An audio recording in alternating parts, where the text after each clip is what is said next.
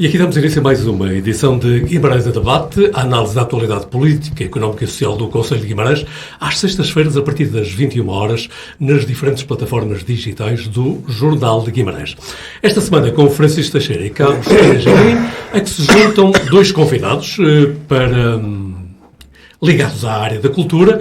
Temos a Filipa Pereira, que é Presidente da Direção do CIR, do Círculo de Arte e Recreio, e o Francisco Brito, livreiro e membro da Direção da Sociedade Martins Sarmento de Guimarães, a quem desde já saúdo. Obrigado por terem acedido ao nosso convite para, nos próximos minutos, lançarmos um olhar sobre o estado da cultura em Guimarães. Que cultura temos, que cultura queremos ter. Lembrar que nesta semana houve a apresentação pública daquilo que poderá vir a ser o Plano Estratégico Municipal de Cultura para até 2032. Isto quando passaram 10 anos sobre Guimarães, capital europeia da cultura. Minhas senhoras e meus senhores, bem-vindos. Francisco Teixeira, era caso para perguntar como é que estamos de cultura em Guimarães. Oi, antes de mais nada, cumprimentar os presentes, o Francisco e a Filipa, também o Caneja, mas nós somos da casa, a ti e aos presentes por trás do pano. Enfim, a pergunta é demasiadamente genérica para poder ser articulada com cuidado suficiente. Isto é um desafio para quem pode responder. É um desafio para quem tem espírito de síntese. Bom, Guimarães é uma cidade, um concelho, enfim, chamamos de cidade enquanto instituição de civitas. É verdade, quando falar de Guimarães, estamos a pensar no concelho. É uma cidade culturalmente marcante, quer dizer, para o contexto das cidades médias ou das cidades da dimensão de Guimarães é uma cidade média no contexto do país, cujas cidades não são muito grandes. Guimarães instituiu-se, conseguiu afirmar-se politicamente no contexto nacional como uma cidade que tem vivacidade, imaginação e tem projeção cultural bem para lá dos seus próprios muros, das suas próprias fronteiras administrativas. A verdade é que uma parte significativa desta imagem projetada de Guimarães como cidade de cultura, que é um slogan, aliás, muito antigo, que não tem 10 anos, nem 20, tem mais. Vem do tipo de um vereador jovem da cultura. Exatamente, é muito antigo. Digamos só assim, que é muito antigo. A verdade é que o município tem uma enorme centralidade nesta projeção, não é? E nesta facticidade, não é? Nesta condição fáctica de Guimarães ser politicamente no seu exterior e, em parte, no seu interior, uma cidade de cultura. Uma vez que Guimarães, para a sua dimensão, tem um conjunto de equipamentos e tem um orçamento municipal de grande dimensão. Não é? Aqui há uns tempos alguém fez umas contas e Guimarães era, do ponto de vista municipal, dos municípios que gastava mais per capita em cultura, em sentido lato. Enfim, cultura e educação, em sentido lato. E, portanto, isto tem muito a ver com que é o principal agente cultural de Guimarães, que é justamente a Câmara Municipal. E quando digo Câmara Municipal, incluo, obviamente, a Câmara Municipal, incluo a oficina, que é o seu instrumento de ação, um dos seus principais, se não o principal neste momento, instrumento de ação cultural no município e fora do município. Já abriste uma série de janelas que nos vão permitir olhar para os próximos minutos. Por agora, fazia a mesma pergunta ao Carlos Caneja Amorim. Meu caro, como é que estamos de cultura em Guimarães? É uma pergunta bastante difícil, inclusivamente eu julgo que um dos primeiros planos é tentar delimitar o objeto da nossa discussão, porque senão, de facto, torna-se demasiado amplo. O Francisco já deu aí algumas, o Francisco Teixeira já deu algumas hipóteses. Exato. Eu, quer no plano concelhio, quer no plano de cidade, poderíamos eventualmente criar aqui uma distinção entre a parte antropológica e etnográfica, no sentido da questão dos ranchos folclóricos e dessa situação que é muito importante também aqui a nível de todo o Minho, mas Guimarães também não foge a essa situação, e a parte da cultura-criação, no sentido em que possivelmente seria também disso que o Francisco estaria mais a falar, e da oferta cultural.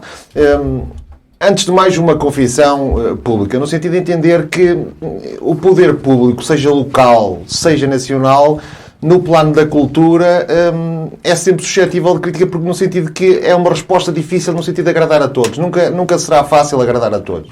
E, portanto, quando a obra e o trabalho é desta dimensão, nós deveremos ter a humildade prévia de a assumir, no sentido de não apontar o dedo com uma agressividade que não seria justa. E, portanto, para dizer o quê? Eu aqui critico apenas e só começo pelo modelo. Porque eu acho que Guimarães estava no bom caminho quando eram as associações, no fundo, a fomentar e a criar essas atividades. E em Guimarães, de facto, tem uma grande riqueza, seja com o convívio, seja com o CAR, temos aqui a sua Presidente aqui presente, com os festivais Gil Vicente, com o Guimarães Jazz e toda uma série de atividades que, de facto, tinham fomento naquilo que um dos meus heróis, que é Francisco Sá Carneiro, falava na força da sociedade civil. E, aliás, isto também desperta para mim uma das grandes lutas que eu tenho no PSD, porque, de facto, eu gostava que o PSD regressasse ao botequim da Natália Correia, no sentido de ser um partido em que a cultura é marcante e é fundamental. E isso o Francisco Brito escreveu um livro que era o botequim do Vago Mestre. Exatamente. em que, de facto, porque inclusivamente é um erro estratégico crasso, em que, de facto, a esquerda aí foi bem mais sábia em seguir o António Gramsci, que é um filósofo marxista, em que falava que a forma de combater, por vezes, as hegemonias era precisamente através da superestrutura e não da infraestrutura. Isto é, no plano das ideias, no plano da cultura, no plano do conhecimento. E o PSD, se calhar, das razões por que está no estado que, infelizmente, nós neste momento estamos, também tem a ver com esse plano. Mas voltando a Guimarães, de facto, o que eu noto é que temos aqui uma USS Enterprise, que é a oficina, que no fundo tem um peso tão grande, que acho que, de facto, porque depois está aqui, no fundo, o que eu estava a falar era a pulsão de poder que pode haver aqui implícito, não é?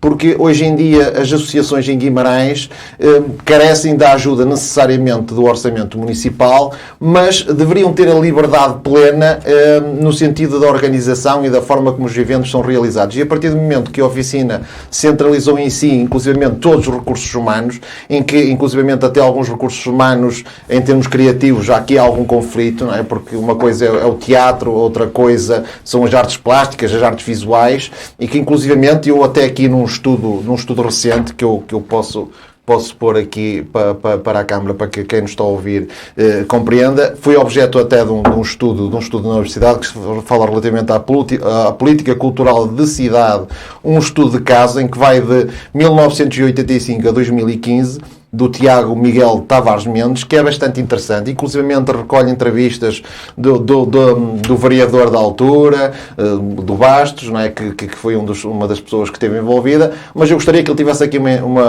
também uma entrevista ao nosso, que na Ordem dos Advogados, uma vez bastonário e bastonário para sempre. Portanto, gostava também que Francisco Teixeira, uma vez vereador da cultura para sempre. Mas antes de irmos ao Francisco Teixeira, não podemos desperdiçar a oportunidade de ter aqui connosco dois representantes de duas das mais importantes associações de Guimarães. Por um lado, o CR, Círculo de Arte e Recreio, com a sua Presidente, a Filipa Pereira, e, por outro lado, também a Cidade de Martins Sarmento, com o Francisco Brito. E é precisamente agora a vocês que eu me dirigia, minha cara Filipa Pereira. Como é que a Presidente do CR, que dificuldades é que tem todos os dias de enfrentar para conseguir manter a casa a funcionar? Antes de mais, muito obrigada pelo convite. Queria cumprimentar, como é óbvio, e com todo o gosto, os meus colegas de mesa e o António e as pessoas que estão aqui por trás também da execução deste belíssimo debate. E dizer que o Círculo de Arte e Recreio tem, como é óbvio, uma história ímpar na cidade. São 84 anos de história, a criação de uma escola de música, a criação de uma companhia de teatro, a formação dentro da casa e, portanto, estivemos sempre muito ligados a muitas valências dentro da casa. E a casa, o Círculo de Arte e Recreio, é por si só uma casa de associações. Já agora, lembrar também, e aqui apelar à minha memória do Francisco, foi no Círculo de Arte e Recreio que se incubou a primeira rádio local de Guimarães. Sim, Rádio Fundação. Boas memórias. Exatamente. E, portanto, como eu dizia, é uma casa de associações, de criação. E nasceu a Rádio Fundação e, como nasceu a Rádio Fundação, nasceram outras organizações, outras associações que ainda hoje estão muito ligadas à casa. E que tipo de dificuldades é que nós temos? Não vou esconder que temos dificuldades, há dificuldades efetivamente de conseguirmos manter a cultura ativa na casa, Mas não acho que tenha que ver com o facto da oficina... Não sente esse peso hegemónico que o Carlos Caneja Amorim falava? Não sinto. Assim, eu falo daquilo que é o meu tempo no Círculo de Arte e Recreio, aquilo que é o tempo passado, não posso muito bem estar aqui. É claro que eu conversei muito com o Jorge Cristino, conversei muito com o Ricardo Araújo, converso muitas vezes com o Capela Miguel sobre aquilo que foi a cultura na casa e aquilo que é a cultura na casa, mas eu acho que temos também que perceber a evolução temporal e aquilo que são as várias gerações da cultura em Guimarães. Ou as várias gerações do associativismo em Guimarães. Há uns tempos atrás nós tínhamos o associativismo muito mais virado para a comunidade, se calhar hoje em dia temos o associativismo muito mais virado para a criação. E o apoio do município para a criação é sempre muito bem-vindo. E eu não acho que haja essa falta de apoio à criação.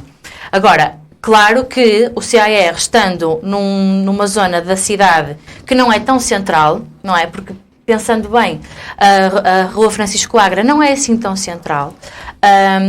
Nós não conseguimos muito combater, efetivamente, com aquilo que é a programação mais central da cidade, seja ela no Vila Flor, seja ela no CIASG, seja onde for, porque não temos essa capacidade de mobilização ou de centralização como os instrumentos... Tem mais um contendor, com o Teatro Jordão. Exatamente. Mas, por outro lado, o que eu queria aqui dizer também é... da minha parte, eu sinto que há um apoio ou um incentivo muito grande do município para que nós possamos manter uma recorrente programação no Círculo de Arte e Recreio. Temos outros problemas associados à gestão da casa, que muitas vezes não nos permitem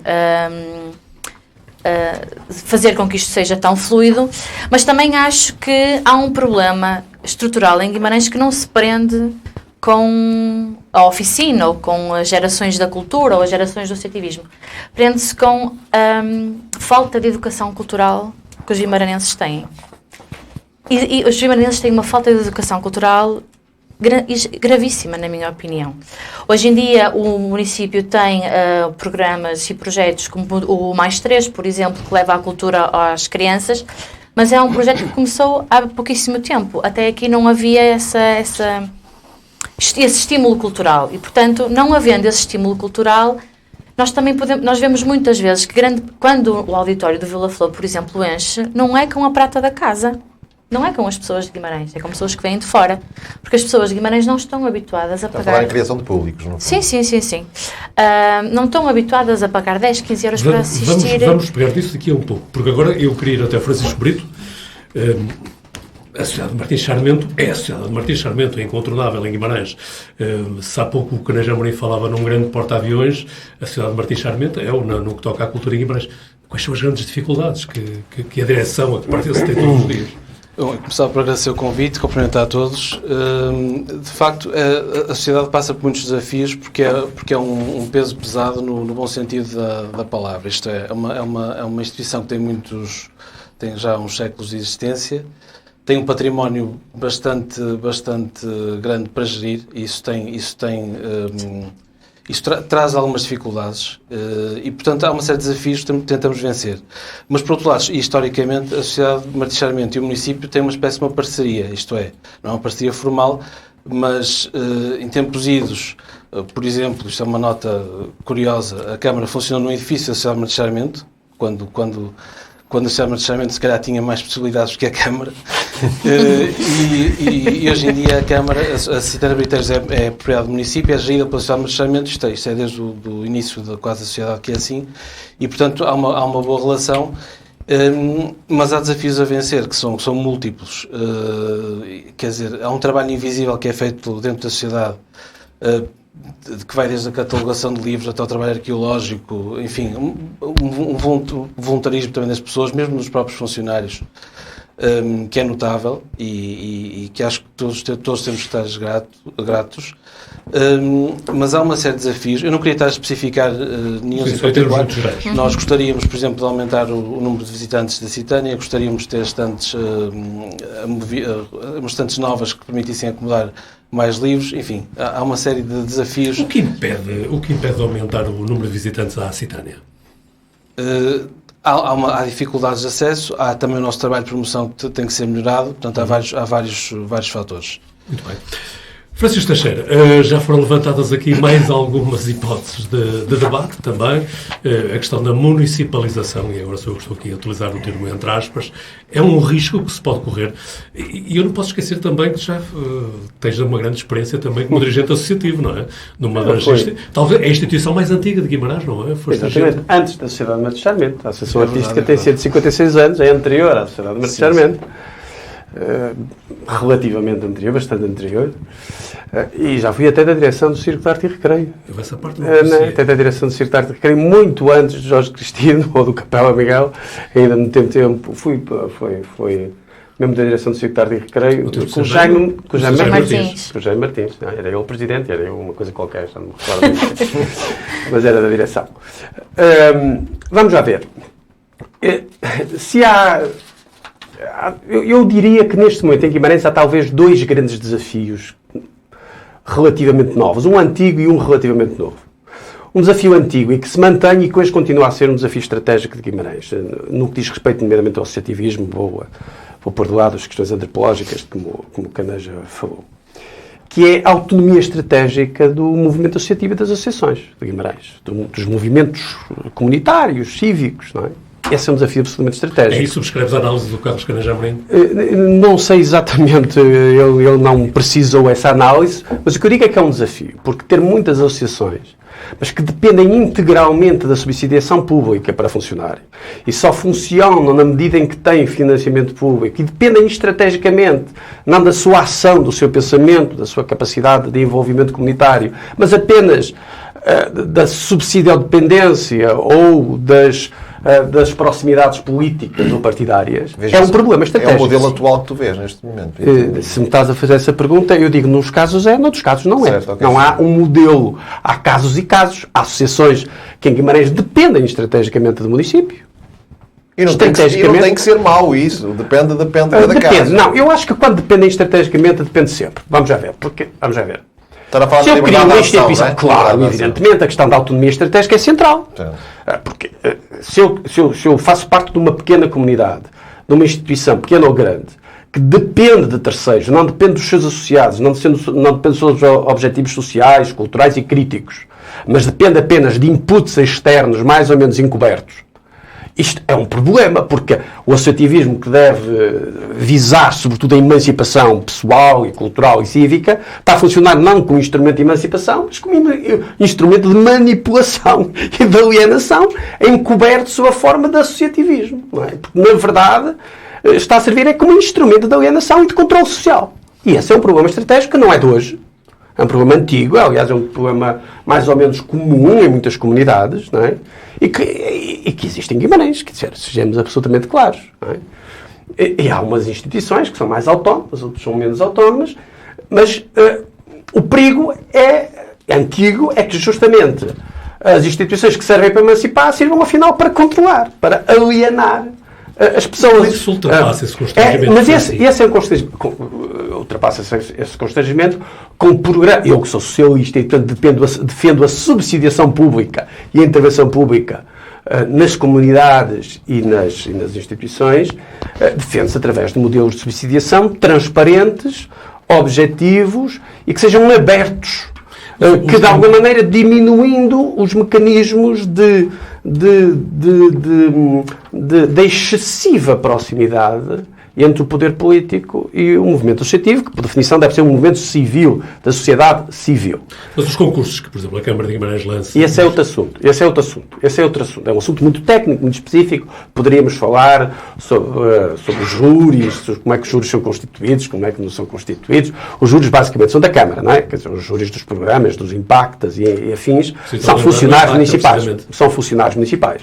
Que fazem parte do júri, no essencial não são todos, mas praticamente são funcionários municipais, e que, portanto, têm subordinação hierárquica aos políticos, e, portanto, respondem aos políticos, e se não responderem como querem, correm o risco de na próxima irem embora. Portanto, é tão simples como isso. Mas há uma outra, mas esta não é uma novidade. Não é uma novidade. Sempre houve instituições que andaram à sombra do poder, no mau sentido da palavra. Quer dizer, na sua história umas vezes mais, outras vezes menos, conforme as pessoas e as circunstâncias sociais que por lá vão passando. Mas há uma coisa relativamente nova em Guimarães, que é um novo desafio, enfim, não é o maior desafio de Guimarães, bem entendido, mas é um desafio neste campo específico, neste micro microcampo, que é a questão da cultura e do associativismo em Guimarães, que é justamente um novo fenómeno que emerge, sobretudo, após a Capital Europeia da Cultura, que é aquilo que eu poderia chamar as associações empresa, que não são propriamente associações, não é? Que são apenas agrupamentos de pessoas que têm por finalidade criar projetos criativos, projetos de vários tipos, de várias tipologias, mas que não são propriamente associações, são empresas sob forma associativa. E que, vamos ver, a Sociedade Martins Sarmento tem um núcleo de sócios que tem uma relação antiga, uns mais antigos, mas muitos deles antigos, tem uma comunidade mais ou menos criada. Há outras associações que têm pequenas ou grandes comunidades e há outras que não. Há outras que são 2 ou 3 pessoas que se organizam de uma forma juridicamente de natureza associativa, associações de direito civil de tipo associativo, mas que na verdade não são associações. São, como é que eu lhe chamar? Proto-empresas, não é?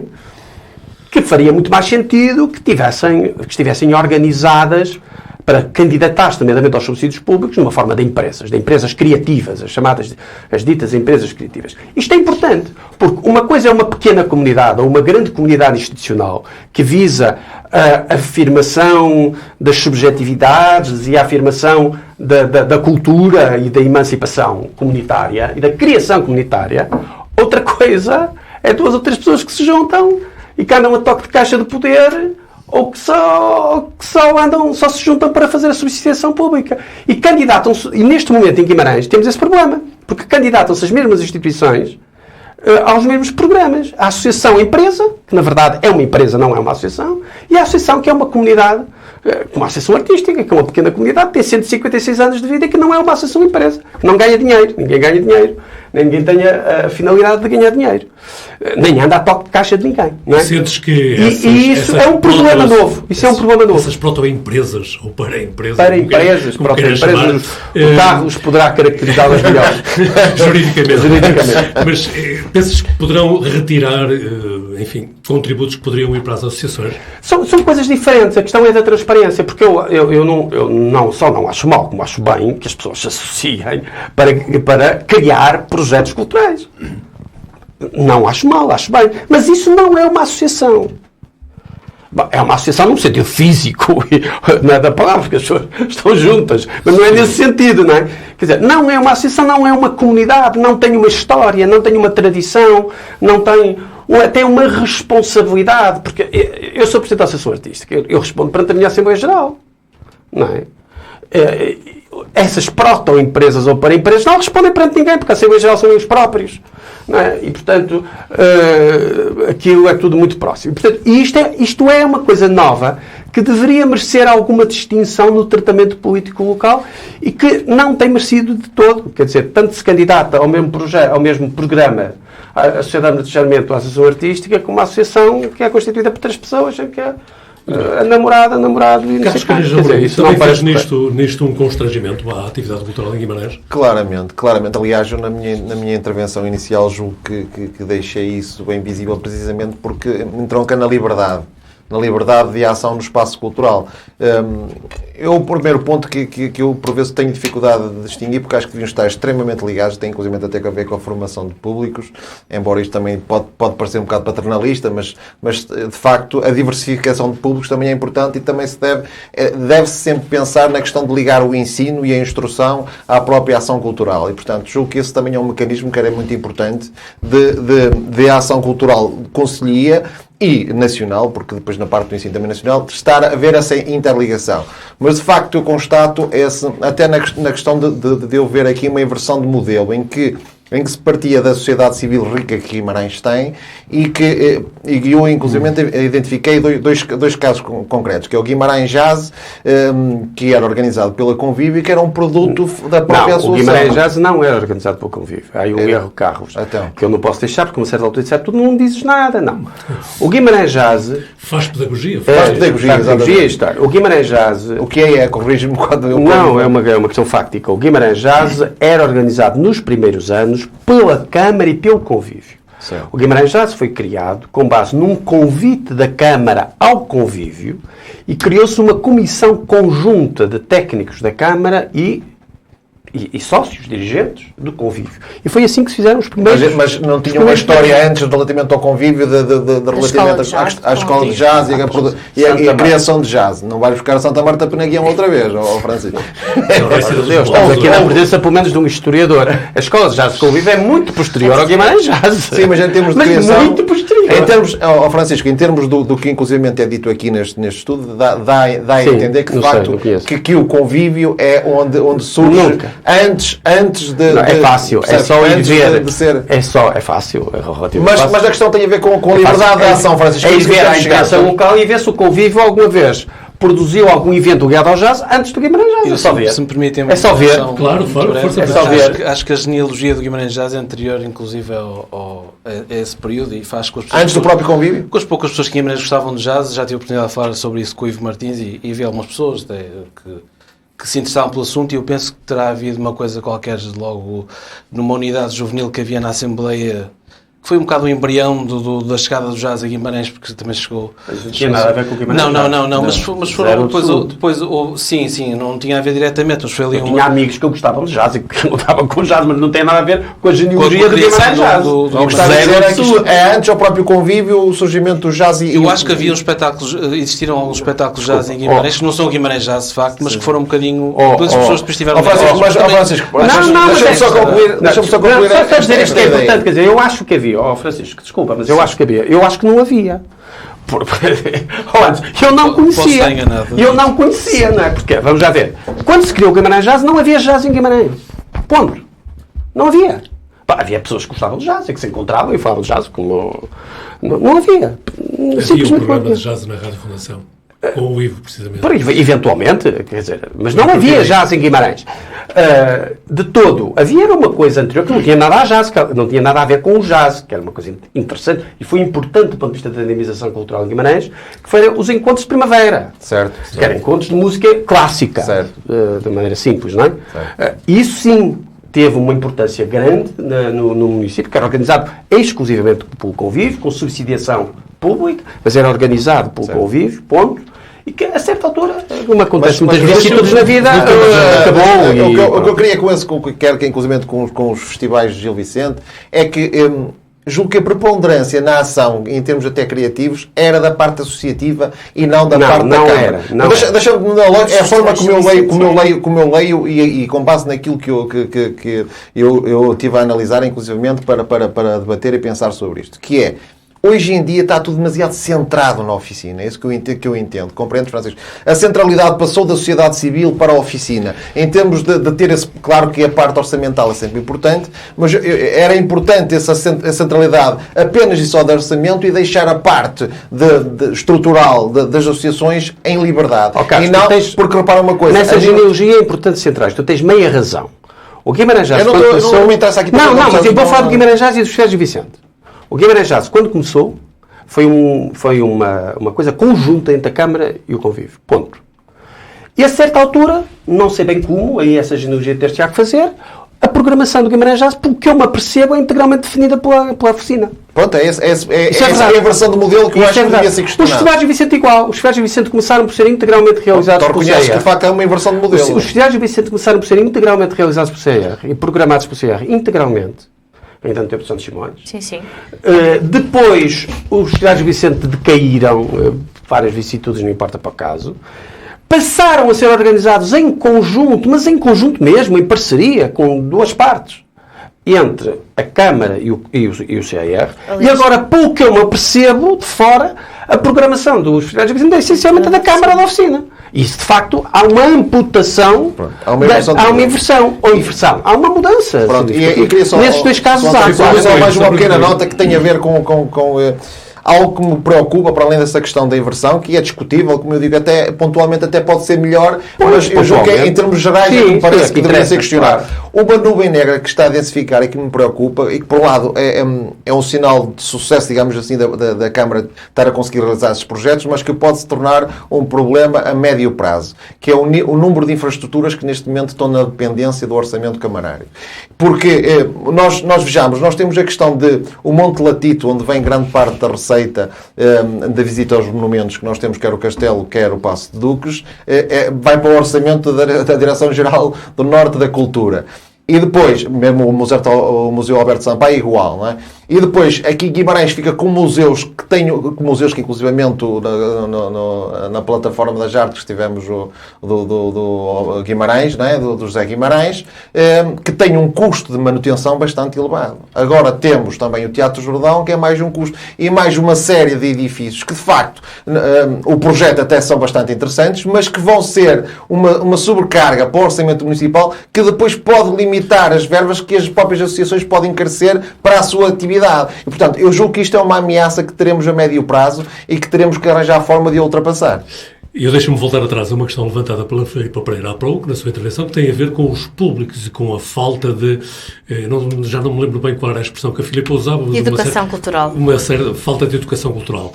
E isso é algo também que nos deve preocupar. Eu gostava de vos ouvir sobre isso, mas Filipa, pode clarificar muito melhor esta sua ideia de falta de educação cultural? Como é que isso se combate? Até porque a Filipa também é uma pessoa que atua muito na área da juventude. Pronto, precisamente. Eu queria só aqui, voltando um bocadinho àquilo que são os festivais de Gil Vicente e dizendo aquilo que é a atuação do Circular de Recreio neste momento. Eu, quando cheguei ao Circular de Recreio, efetivamente, os oficiais de Gil Vicente eram da responsabilidade criativa da oficina.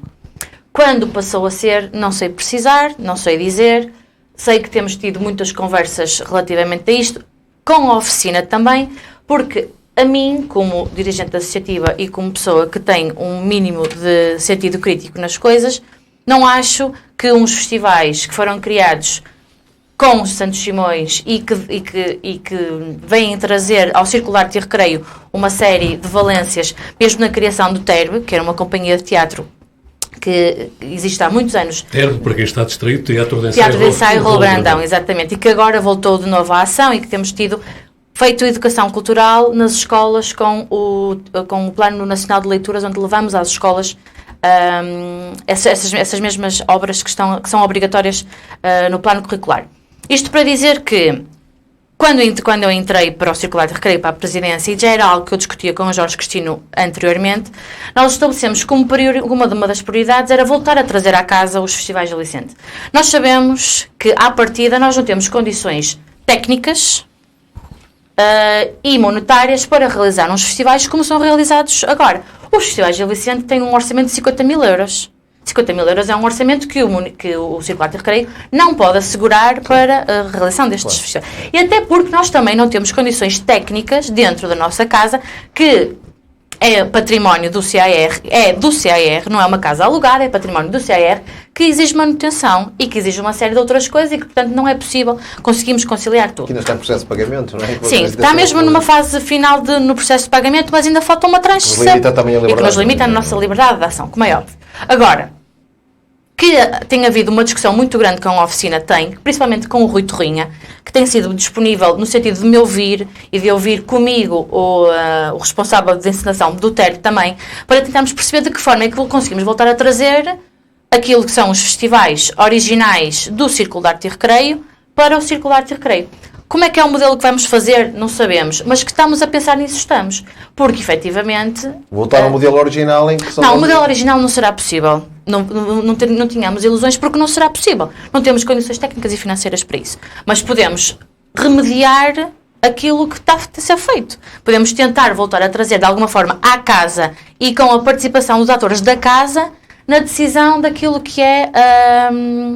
as encenações que vão a palco nos festivais de Gil Vicente. Até porque neste momento, os próprios festivais de Gil Vicente estão muito ligados também às novas criações, não é? Porque trazem a si os vencedores da Bolsa Amélia Reclasse, que é um processo de criação e de premiação de novos atores e de novas dramaturgias. E, portanto, também aqui se trabalha um bocadinho a parte cultural. Eu queria só esclarecer esta questão aqui dos festivais de Licente, que efetivamente não estão na nossa alçada neste momento, mas nós não estamos esquecidos, nem isto sai da nossa mente. É importante, não é? porque inclusive não era de conhecimento público que havia este tipo de conversações para... Sim. As conversações. Não, mas era claro que os festivais de Vicente não eram organizados por CER. Quer dizer, Não, a sim, marca isso é CER discutível. era uma marca... Quer dizer, eu ia dizer, era uma marca que não era a marca real. Quer dizer, que era apenas a marca genealógica originária, mas que de facto não é. Parece que é isso que está a acontecer com o Guimarães Rosa também. Mas não era assim. É preciso que fique claro. Filipe, O convívio tinha uma presença real na programação. Tinha, sem dúvida. Entretanto, aquilo que eu acho que deve ser feito em termos de educação cultural, porque efetivamente o público em Guimarães não está habituado a ir aos concertos, não é?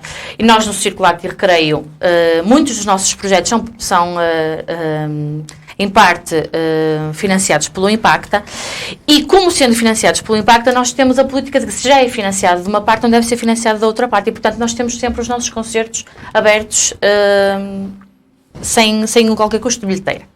Essa é uma política que nós temos dentro do CAR neste momento, se calhar daqui a 2 meses ou 3 será outra, porque também temos que olhar um bocadinho para aquilo que é a nossa vida, mas essa é a nossa política neste momento. Mas mesmo assim eu sinto que não há uma educação cultural para se deslocar numa sexta-feira à noite ou num sábado à noite a assistir a um concerto de jazz, por exemplo. Nós no CAR temos um protocolo com a Escola de Jazz do Porto, em que temos uma vez por mês um concerto da Escola de Jazz no Porto. E nem sempre a sala está cheia. E é gratuito. E a divulgação, Filipe? Como é que é feita a divulgação desses? A divulgação é sempre feita nas redes do Círculo Arte e Recreio da Escola de Jazz do Também Porto tem o também. Festival de Músicas do Mundo, não tem? Temos, Como é que que se chama chama? o Festival Casa d'Agra.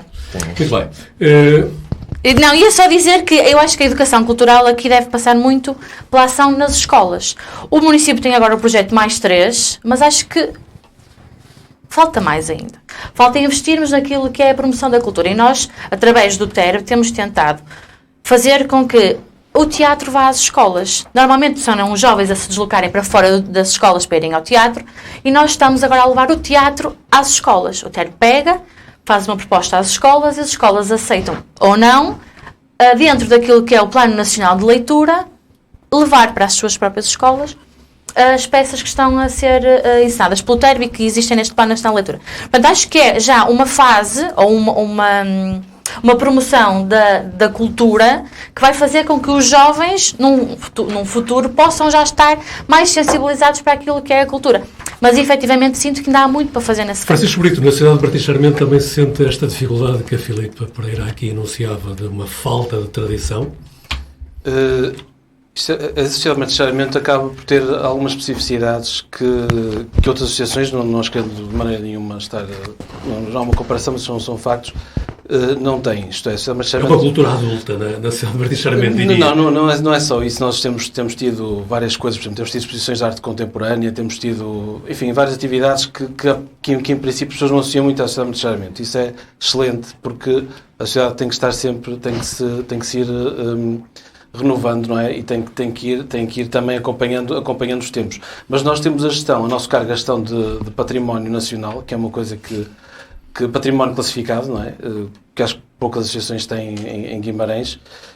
E temos de saber transformar isto. Isto é uma opinião pessoal minha, porque eu não estou aqui a representar a Sociedade de Marchamento, estou aqui como obviamente temos aqui o cidadão Francisco Brito, que é diretor da Sociedade de Marchamento. Acho que são essas vantagens que nós temos que também nos causam alguns problemas, porque há custos de manutenção, há um trabalho científico que deve ser feito sobre esse património. Esse peso institucional é que tem de ser transformado, é que é o nosso desafio, é transformá-lo em algo que seja proveitoso para nós. É que a casa em si já impõe um certo respeito. Há essa questão, às vezes há pessoas que vão ali e agora... E a localização também é fantástica, não é mesmo? É uma casa aberta a todos, mas eu sei que as pessoas, quando entram naquele edifício, que é construído a parte frontal em 1900 ou 1901, entram ali, há ali um peso que às vezes afasta um pouco as pessoas, mas não tenham medo, entrem, estão convidados a entrar. Mas há uma coisa que a Filipa disse que é muito importante, que é a questão da educação dos públicos. Eu trouxe aqui uns gráficos, porque às vezes são uma ferramenta interessante, e nós temos um problema em Portugal. Nós somos um dos países da Europa que menos gasta em cultura. E numa perspectiva mais alargada, que inclui países da Europa, isto é, da União Europeia, que inclui países como a Turquia, que ainda não faz parte da União Europeia, a Albânia, etc. Portugal aparece em 26º lugar. Está a falar do consumidor. Está a falar da lógica do consumidor. Do que numa casa, o público, portanto, com uma família, isto é o household, eu penso que é um agregado familiar, gasta em cultura. E nós somos os piores países da Europa nesse capítulo. Isto é um problema grave, porque já passaram 50 anos, 25 de Abril, aconteceu muita coisa, a educação melhorou, a educação no sentido, nós formamos grandes médicos, grandes engenheiros, grandes arquitetos, grandes advogados, grandes professores. Historiadores também. Historiadores também, pelo menos eu conheci alguns, mas de facto temos aqui uma falha depois no alargar de horizontes, que é o que leva as pessoas à cultura. E eu acho que isso é um problema que não é um problema de Guimarães. Guimarães, nesse sentido, eu acho que o município escolheu um modelo. Nós podemos achar que o modelo é mau, mas é um modelo. Se não fosse esse, seria outro, que também poderia ser considerado mau por outros motivos. Mas é um modelo que tem feito uma aposta no futuro, nas próximas gerações. Eu acho que isso é muito importante. E uma aposta que passa por formação de jovens. Eu fui-me informar, eu confesso que não sabia. Há um trabalho feito com 6.000 alunos por ano que são contratados 90 professores através da oficina. É o projeto mais 3. Sim, exato. E portanto, há aqui um trabalho que está a ser feito, que vai ter o seu resultado, que eu espero que seja positivo, daqui a 10 ou 20 anos. Isso às vezes é tempo mais para as nossas exigências. E depois há uma outra coisa, que é sobre esta questão da cultura, que o Francisco estava a falar, desta profissionalização, digamos assim, da cultura. Ela não só é posta em prática pelos agentes culturais, mas também é exigida em parte pelo público. As pessoas já não esperam o amadorismo em certas coisas, e às vezes o associativismo tem esse lado de carolice, de voluntarismo, que por vezes desilude as pessoas. Então há necessidade de ser complementado também com certo grau de profissionalismo. Acho que estas coisas se complementam e não se confrontam. Francisco Teixeira, já temos aqui... Não, eu não concordo nada com isto que disse o Francisco, que é uma discussão muito antiga. Ainda bem que estamos em Guimarães em debate. É uma conversa muito antiga mesmo. Esta história de que... Conversa no bom sentido, não é? Sim, uma conversa, uma discussão, um debate, a história de que o amadorismo é pouco profissional. Bom, Pode ser. Quer dizer, esta história de que... Vamos já ver. Francisco, desculpa. Nossa Senhora deste Guimarães, nós fazemos o Festival de Canto Lírico, que é... Ninguém ganha um tostão e é tão profissional como qualquer coisa que faz a oficina. Francisco, necessariamente a direção é toda... Sim, eu sei. E também fazemos coisas interessantes. Acho que então, não é isso que eu quero dizer. Não é isso que queres dizer, mas aparentemente foi isso que disseste. Ou seja... Então vamos deixar o Francisco... Vamos já ver. Não há tempo hoje em dia para o ócio. No tio António Correia escrevia sobre isso. O que é que isto faz? Faz com que as pessoas que estão ligadas às direções das associações e aos artistas, etc., muitas vezes não têm o tempo suficiente que seria expectável que dessem às instituições que servem. Não há tempo para ócio, quer dizer, não há tempo para uma criação como havia antigamente, quer dizer, os tempos mudaram. Concordo.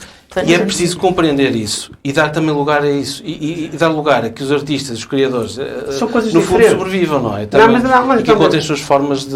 Não, mas são coisas distintas. Quando se organiza o Festival de Canto Lírico, nós pagamos aos artistas, não queremos que eles vão lá de graça. Sim. Portanto, os artistas são pagos, os técnicos são pagos, há profissionais que são pagos, não é? Mas aquilo emerge de uma organização e de uma comunidade que, sendo não paga, que sendo voluntária, é perfeitamente capaz de se qualificar cultural e tecnicamente. A ideia de que os amadores são os pobrezinhos, que não sabem organizar. E não é isso que pois não, mas passou um bocado a imagem. Mas passou um bocado a imagem. São os pobrezinhos que não se sabem organizar e que, portanto, é preciso pagar novas organizações. É um perigo, justamente, porque acaba com a ideia da cultura enquanto instância comunitária e comercializa e transforma a cultura num puro comércio, na ideia de indústria cultural, que, aliás, é um oxímoro, uma contradição nos termos. É muito difícil. Já continuas, deixa-me ouvir a Filipa, porque estavas a dizer e ela não estava muito de acordo. E não, bem do debate. Não, porque o Francisco estava a dizer que o nosso outro caro Francisco Brito tinha dito que era uma questão de... Agora fugiu uma expressão, peço desculpa. Pronto, ok, vou para o outro lado. O que me parece que Francisco Brito quis dizer não tinha que ver com as pessoas, a falta de profissionalismo ou a falta de capacitação dos dirigentes técnicos das associações. É uma coisa diferente. O Francisco Brito estava a dizer que hoje em dia o amador é uma coisa e o profissional é outra completamente diferente. E nada impede que as duas se cruzem. Exato. Mas que em determinado momento há uma altura em que o profissionalismo, o cliente, quer uma coisa muito profissional. E não vamos aqui contratar empresas criativas, mas vamos contratar efetivamente técnicos especializados para que aquilo corra bem, e para isso é preciso um orçamento que se calhar muitas vezes as associações não têm essa capacidade e necessitam de canalizar isto para outros canais. Qual é a grande Acho que era um bocadinho isto que estava a Francisco a dizer. Pronto, está esclarecido. Mas qual é aqui a grande diferença? É de se nós substituímos associações por empresas criativas ou se continuamos a manter comunidades. Se continuamos a manter instituições. Eu acho que há lá para os dois, Francisco. Também há espaço para os dois. Eu acho que há espaço para os dois. Bom, mas eu disse isto de início, que eu não tenho nada contra as empresas criativas, mas que não compitam nos mesmos programas de solicitação pública com as associações culturais. Eu acho que disse isto. Sim. Portanto, isto é clarinho. Quer dizer, eu não vejo mal nenhum que o António, o Manuel e a Joana se juntem para criar uma companhia disto, daquilo ou daquele outro e produzam, e acho muito bem. Mas isso é uma coisa. Outra coisa é uma comunidade de vida, uma comunidade de valores, uma comunidade de projetos que é mais envolvente, não é uma comunidade de profissão. Quer dizer, quando o Francisco está no centro de administramento, ou eu estou na associação artística, ou a Filipe, imagino, nós não estamos ali para fazer profissão. Aquilo não é a nossa profissão. Nós estamos engajados numa lógica de valor comunitário. Mas às vezes gasta mais do que a nossa profissão. Não importa, mas isso não importa nada. O que importa verdadeiramente é que nós não estamos ali para fazer uma profissão. Enquanto que uma para-empresa estão ali a fazer a profissão. Francisco, e são duas lógicas distintas. Já ficou claro. Eu gostava de ouvir sobre aquilo que... Não, penso que sim, agora já ficou claro.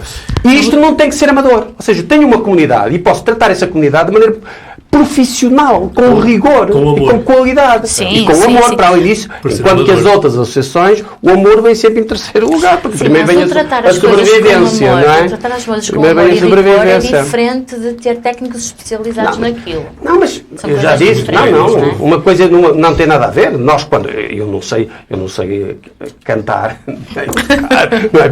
Quando preciso para alguém a cantar ou tocar, contrato, não é?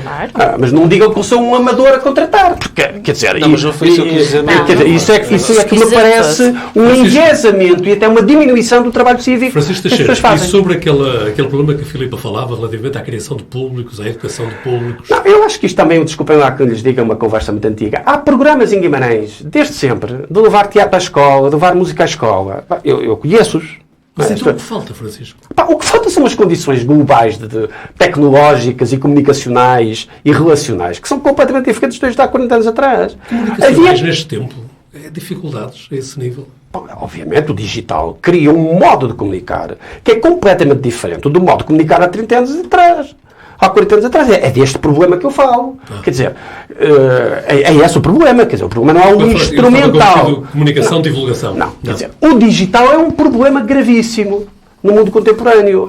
Tem uma série de efeitos, alguns procurados, mas há outros não procurados, efeitos secundários de ganga comportamental, que obviamente tornam mais complexa a relação com as artes mais essencialmente analógicas, como são o teatro, como é a música, não é? Porque sempre houve programas de ida ao teatro, de ida à música, nas escolas. Eu até fico, que sou professor, um bocado, quer dizer, nós nas escolas ensinámos para o teatro, ensinámos para a música, ensinámos culturalmente os nossos alunos. Nós fazemos educação cultural das escolas. Os professores são quem melhor faz educação cultural nas escolas. Agora, isto não depende dessa educação cultural, depende das condições sociológicas muito mais amplas do que as crianças são as mal educadas. Porquê é que nós gastamos muito em alimentação e gastamos menos em cultura? Gastamos muito em alimentação e menos em cultura porque os nossos salários são dos mais baixos da Europa. Não é? Quer dizer, se as nossas crianças, e eu lido com crianças e adolescentes todos os dias da minha vida, não é?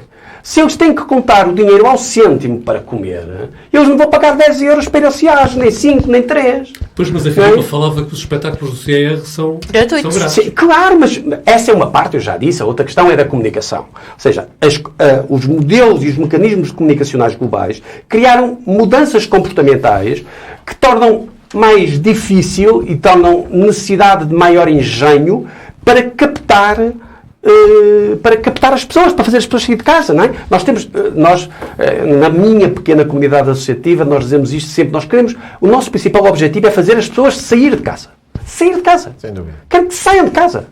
Não é? E a primeira coisa é sair de casa. Mas hoje é muito difícil sair de casa, por várias razões. E em Guimarães, ainda mais, por causa da história dos transportes. À noite não há transportes. Continua a não haver transportes à noite. Os jovens, em idade escolar, em Guimarães, continuam a pagar os transportes se não for para ir para a escola. Que é uma coisa completamente absurda.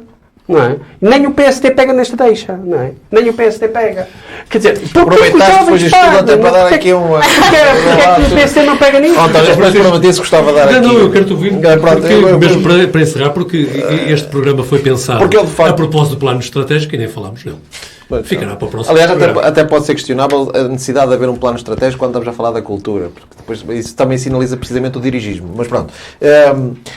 Porque eu acredito no modelo, e precisamente partindo aqui da ideia da nossa colega de debate desta noite, no sentido de formar públicos e criar públicos. E acredito no modelo não de ir à escola, mas da escola vir à cultura. Tirar a escola de casa também. Exatamente. E transformar como um evento não só cultural, mas social. E no sentido de não ser esporádico. Porque muitas das vezes...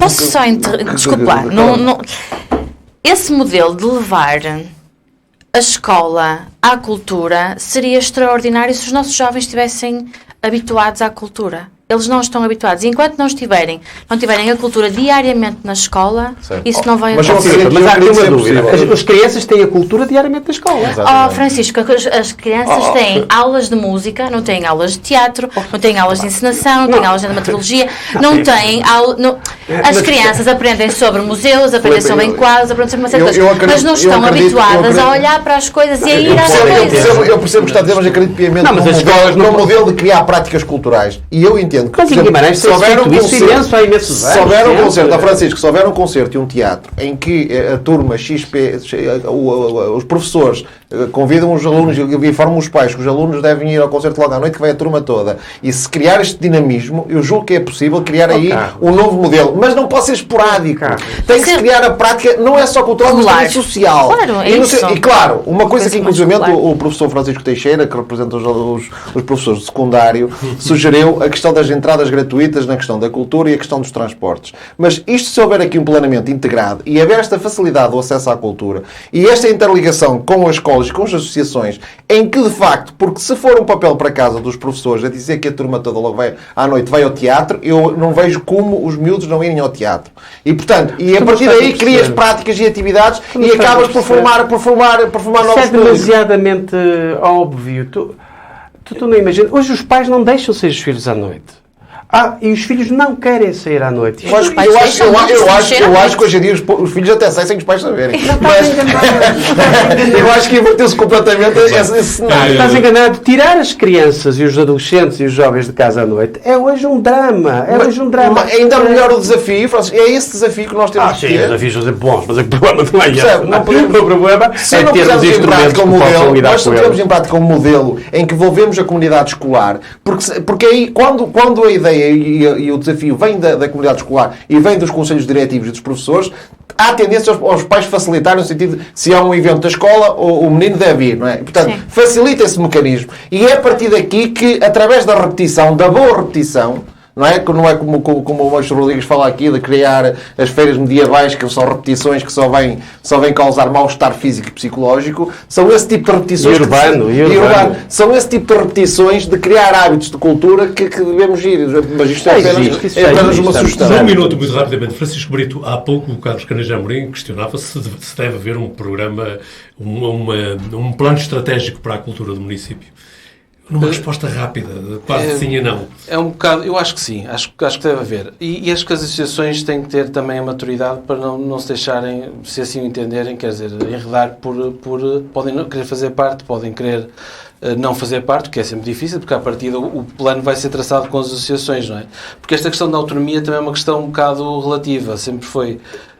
Eu acho que sim, acho que as associações também podem optar por seguir um caminho diferente, um caminho alternativo ou um caminho conjunto e, portanto, acho que é um plano que não obriga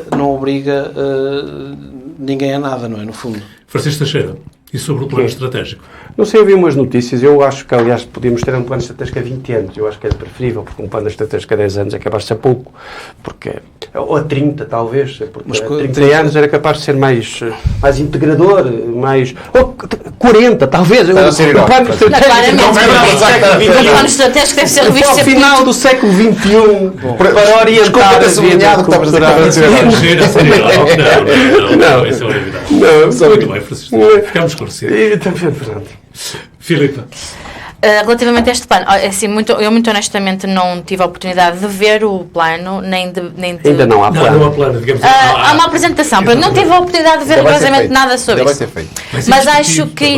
Não, eu acho que a discussão é pertinente e que deve envolver as organizações, as associações, todas as pessoas que possam ou que contribuam já para a cultura. E acho que, efetivamente, deve haver um plano estratégico, como deve haver um plano estratégico para tudo dentro do município, porque não podemos estar aqui agora a fazer políticas indiscriminadamente e achar que elas que vão sair e que vão ser implementadas e que vai correr bem. Não, temos que pensar estrategicamente a 5, 10, 15 anos, o que é que vamos fazer? Se acho que deve ser a 10 anos, acho que um plano a 10 anos é algo que a meio vai ter que ser revisto, porque se calhar 10 anos é pensar que durante 10 anos as coisas se vão manter todas iguais e não se manterão com certeza, porque vivemos num mundo muito volátil em que as coisas se vão construindo sempre de forma muito intensa. Agora, que o município necessita efetivamente de um plano estratégico, claro, efetivamente. Se me permitem acrescentar uma coisa, com orçamento que gasta, eu penso que é 10% do orçamento que vai para a cultura, salvo erro, ou se não é 10%, é um valor próximo. Se não existisse plano nenhum, estaríamos aqui todos a criticar a inexistência do plano. Claro. Portanto, acho que é uma coisa que não... Enfim, que não... Carlos Carneiro Amorim, num minuto final, o que é que nós devíamos ter falado ou não falamos? Eu recordo-me, relativamente à obra que eu referi aqui no início, recordo-me que uma das frases que o ex-vereador José Bastos referia é que espera que as novas gerações salvem a cultura em Guimarães. No fundo, é uma forma de admitir que nem tudo correu como era esperado, porque de facto esse é o grande desafio, é o desafio dos públicos e o desafio de não obstante ter muitas salas de espetáculo, muitas das vezes as salas estarem desertas, e isso é trágico até para a própria cultura como forma de obter financiamento sem ser através do erário público. Francisco Brito, e num minuto, o que é que estava à espera que tivéssemos falado aqui hoje e não falamos? Eu preferia só até complementar um pouco. Eu não sei, eu acho que quando se fala nos públicos, nós temos que olhar para esta posição que Portugal ocupa no plano europeu. Por sem isso não conseguimos perceber nada. E Guimarães, nesse aspecto, enquanto cidade, parece que está a fazer mais que as outras cidades do país nesta área em concreto, da cultura. Mas há um problema de base, que é este aqui, que é nós estamos muito mal posicionados a vários níveis, e este é um deles. Estamos em 26º lugar neste tipo de consumos, os consumos culturais. Isso é um problema que evidentemente tem depois a ver com o público, com o acesso dos públicos aos museus, a falta de dinheiro para entrar nos museus também. Quer dizer, isto são problemas, é um problema se calhar talvez estrutural. Filipe Pereira, o que é que estava à espera que tivéssemos tratado aqui hoje e não tratamos? Eu não sei, eu gostei muito do que nós debatemos.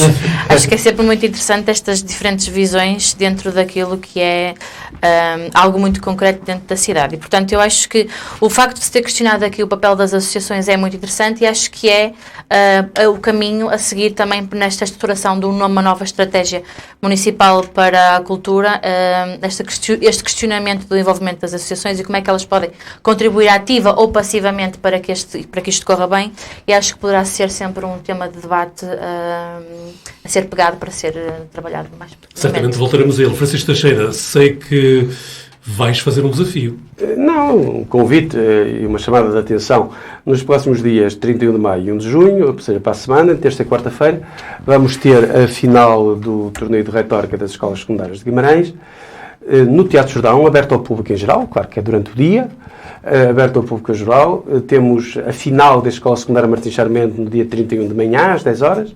O tema é sim ou não ao serviço militar obrigatório, a reintrodução do serviço militar obrigatório. Da parte da tarde, a final da Francisco de Holanda, sim ou não à introdução da energia nuclear em Portugal, para fins pacíficos, evidentemente. E depois, no dia 1 de junho, da parte da manhã, da Escola Secundária das Taipas, sim ou não aos quadros de mérito nas escolas. E da parte da tarde, do agrupamento de escolas Santos Simões, sim ou não aos Estados Unidos da Europa.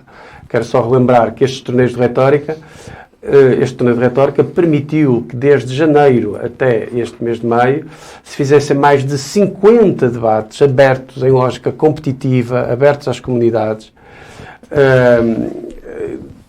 obrigando os alunos a trabalhar e os professores a trabalhar com os alunos em lógicas muito mais para além das lógicas curriculares estritas e que foi um grande investimento social e cultural em Guimarães, também para a criação de públicos, neste caso, criação de públicos para a cidadania e de agentes para a cidadania, que é o mais importante, que é ser cidadão, primeiro, público, só, depois em segundo lugar. E o objetivo era debatermos aqui o estado da cultura no Concelho de Guimarães. Isto a propósito do plano estratégico para uma cultura municipal.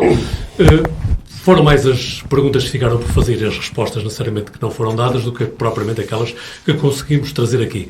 A promessa fica feita que o tema merece toda a atenção e voltaremos a ele em próximas edições de Guimarães em Debate. Por agora é mesmo a despedida. Lembrar que nos próximos dias poderão continuar a seguir-nos nas diferentes plataformas digitais do Jornal de Guimarães. Um agradecimento muito especial ao Francisco Brito e à Filipa Pereira por ter aceito o convite do Guimarães em Debate, estar aqui presentes. Esperemos que tenham gostado tanto quanto nós gostamos de os ter por cá. Continuação de um fantástico fim de semana.